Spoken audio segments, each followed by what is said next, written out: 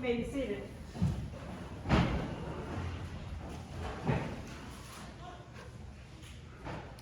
So we're reading from the book of Matthew. It's the 5th chapter. All of the 5th chapter is what's called the Sermon on the Mount. Blessed be is the beginning of that. Blessed are those who. And so Jesus is trying to help them to understand what this new community looks like, what the people of God and who the people of God are.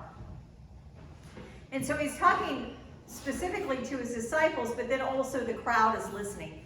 So these are the people who have come to follow him. They're people who believe that he's the Messiah. And he's trying to help them to understand what their job description looks like. So here is their job description. You are the salt of the earth. But if the salt has lost its taste, how can the saltiness be restored? It is no longer good for anything except for to be thrown out and trampled underfoot. You are the light of the world. A city built on a hill cannot be hid. No one, after lighting a lamp, puts it under a bushel basket, but on the lampstand to give light to all the house.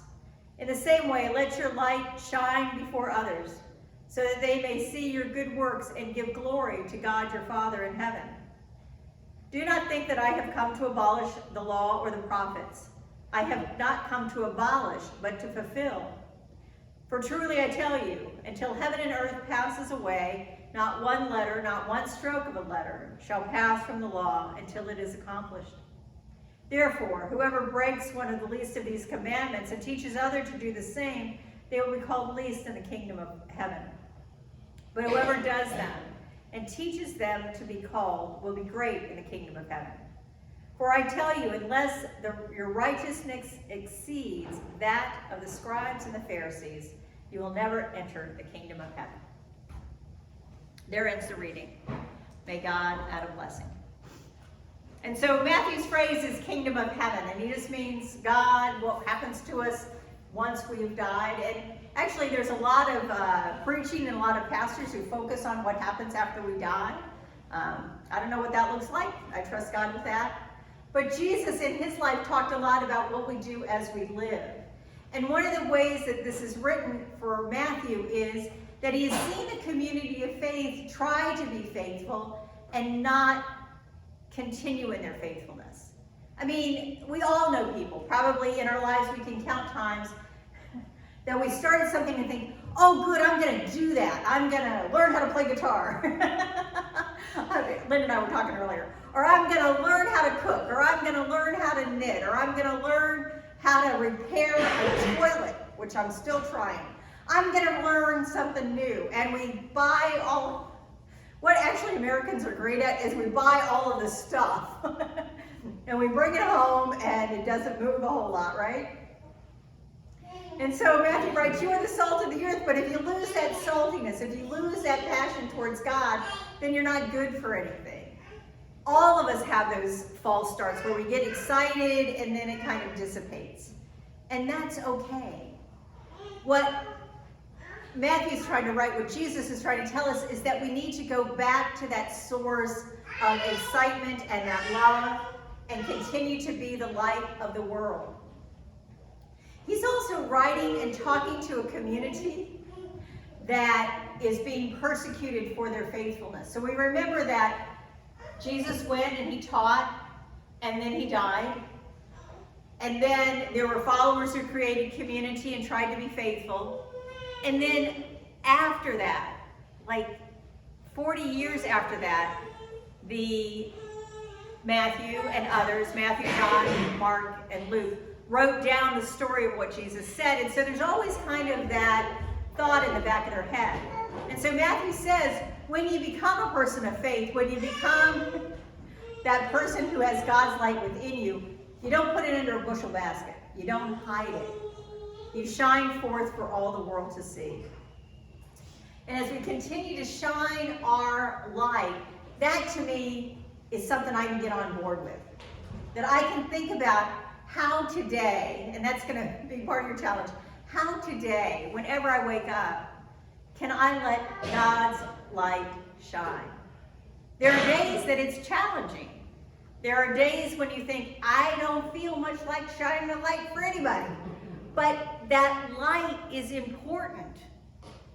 Again, I don't know about you, but I'm getting a few years older. And so when I do go to do handwork, as I've been doing a couple of, I get that light a little bit closer and a little bit brighter and kind of go, oh, okay, there. And I thought of this week as I was getting ready to preach, I was like, man, that light is so important because it enables me to do what I need to do. And I think about our light shining, because you do have a light of God's love to shine forth to our world. And it is important for our world because there is a lot of darkness in our world.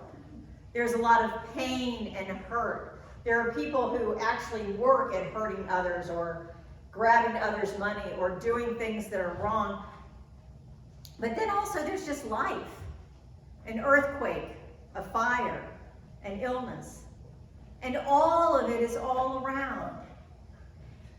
And what God asks us to do, what Jesus says that we are, is that we are what brings the flavor and what brings the light to our world. And to help those who need help, to continue to, and maybe it's just smile. Sometimes church is the hardest place, and not, again, my church, I want you to know this, not my church, but Mom and Daddy went to a church.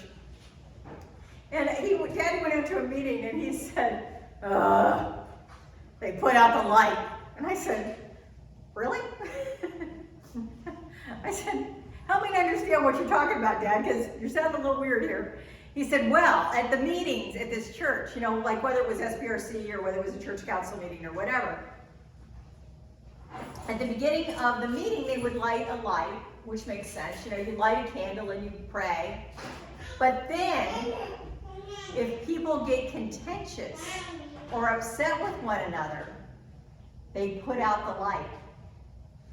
And then once the light is out, I guess they have to think about how they're not really acting like God's light and work on acting a little better and work on being kind.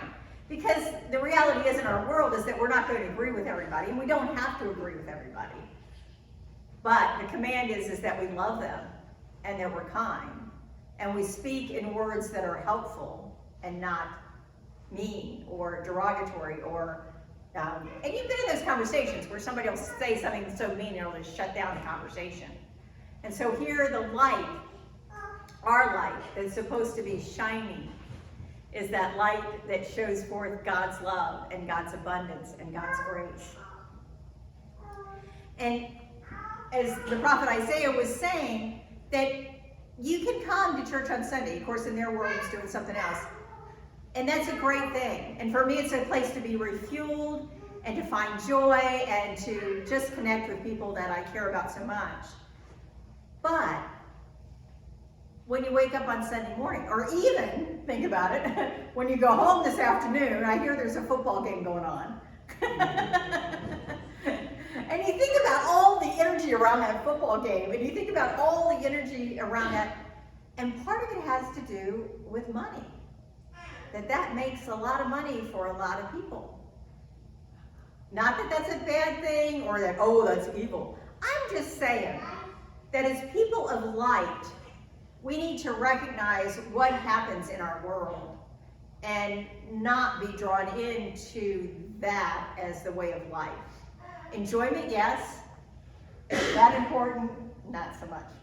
I don't even know who's playing. But anyway, so as we continue to think about what we do on Sunday morning, what God is saying here, what Jesus is telling us, is that as we go through the rest of our lives, as we wake up tomorrow morning, and I was thinking about this, maybe tomorrow morning in your devotional time, you just say, Lord, help me to be light.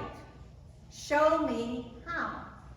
Because I believe that God is with us, and when we open our hearts, and when we say, Lord, I'm inviting you, Lord always likes an invitation, come show me how to be light today, in this situation, wherever I am. Because that's what God needs, is all of us everywhere doing things that shares God's light. So here's my story about how everyone everywhere. Years ago, I was in a church and it had a large Sunday school. And so I was just half-time, and my job was pretty much running that Sunday school. had about 200 kids, had ages, all the ages represented. Yep. Yeah.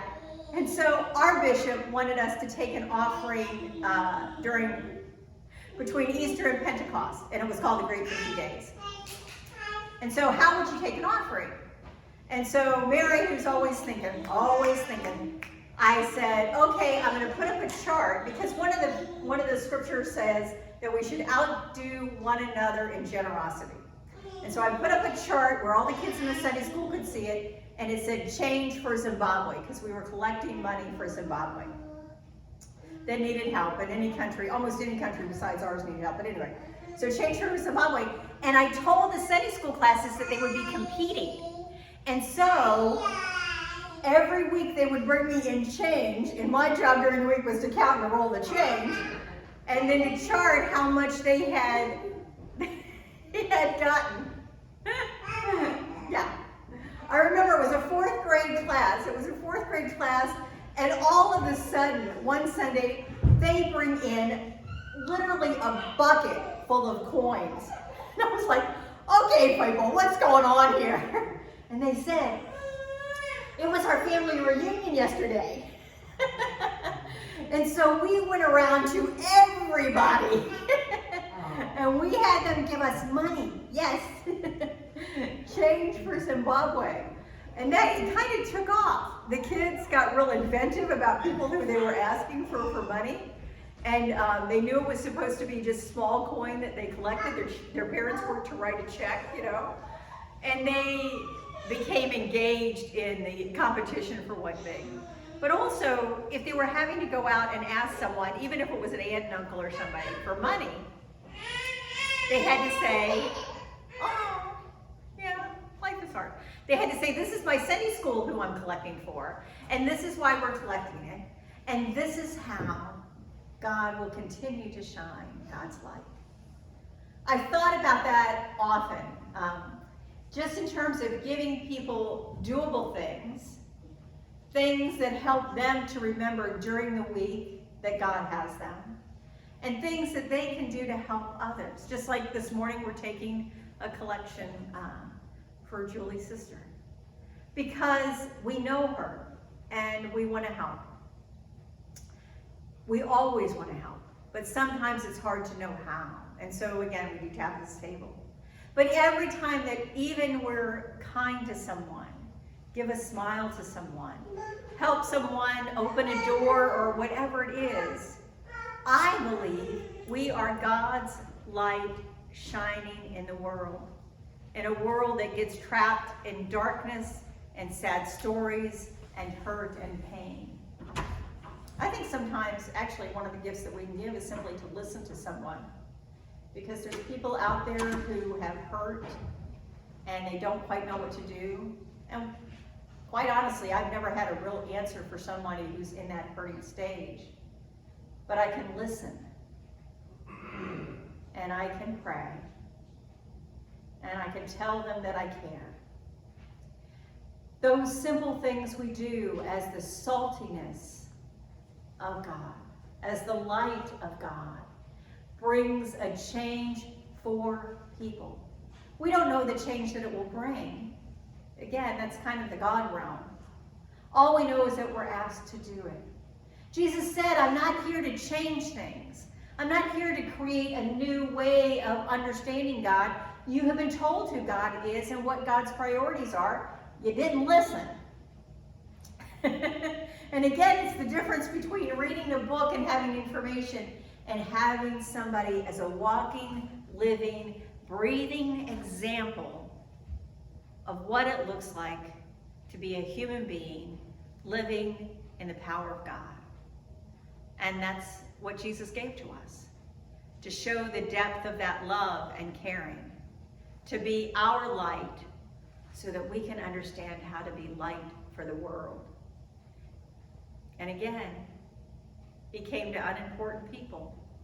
He came to peasants and fishermen, people who didn't have power.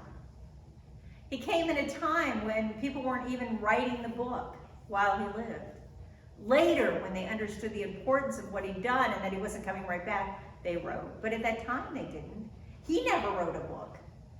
He never made sure that something was concrete from his life.